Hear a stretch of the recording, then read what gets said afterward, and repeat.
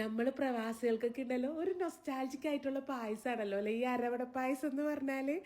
പണ്ടൊക്കെ എന്ന് പറഞ്ഞാൽ എവിടുന്നെങ്കിലും എങ്ങനെയെങ്കിലും ഒക്കെ കിട്ടുമായിരുന്നു. പക്ഷെ നമ്മൾ ഇങ്ങോട്ട് വന്നതിന് ശേഷം ഇത് കിട്ടൽ വളരെ കുറവാണ്. വളരെ കുറവാണെന്നല്ല, ഒട്ടുമില്ല. കാലങ്ങൾക്ക് ശേഷം ഉണ്ടല്ലോ, ഞാൻ കഴിഞ്ഞ ദിവസം ഒരു ഹോട്ടലിൽ ഫുഡ് കഴിക്കാൻ പോയപ്പോൾ അവിടെ നിന്ന് കഴിച്ചിട്ട് ഈ ഒരു കോമ്പിനേഷൻ വിത്ത് ഐസ്ക്രീം ആയിട്ട് അപ്പം തുടങ്ങിയത് ഉണ്ടാക്കണം കഴിക്കണം എന്നുള്ളൊരു ചിന്തയായിരുന്നു. പിന്നെ ഒന്നും നോക്കിയില്ല, ഇന്നലെ തന്നെ അങ്ങനെ ഉണ്ടാക്കി വയറ് നിറച്ച് അങ്ങോട്ട് കുടിച്ചു.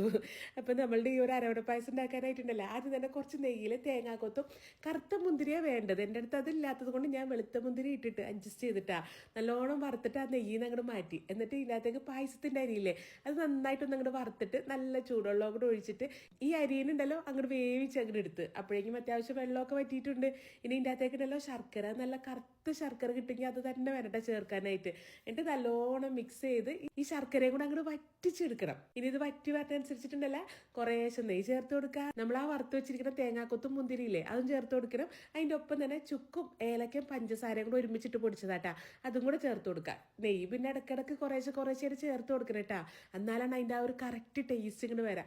ഇത് ഇതേപോലെ ഉണ്ടല്ലോ നന്നായിട്ടൊന്ന് അങ്ങോട്ട് കുറുകി വന്നാൽ തീ ഓഫ് ചെയ്തോ. ഈ പായസം ഉണ്ടല്ലോ ഉണ്ടാക്കാൻ ഭയങ്കര എളുപ്പമാണോ. അതേപോലെ കുറേ നൊസ്റ്റാൾജിക് സാധനങ്ങളൊക്കെ ഇങ്ങനെ കയറി വരും ഇത് കഴിക്കുമ്പോൾ. ഇന്നലെ ഉണ്ടല്ലോ സ്റ്റോറി റിപ്ലൈസ് തന്നവർക്കൊക്കെ കുറേ പേർക്ക് ഞാൻ തിരിച്ചു കൊടുത്തിട്ടുണ്ട്. എന്നാലും കുറച്ച് പേര് കൂടി ഉണ്ടല്ലോ റിപ്ലൈ കിട്ടാനായിട്ട്.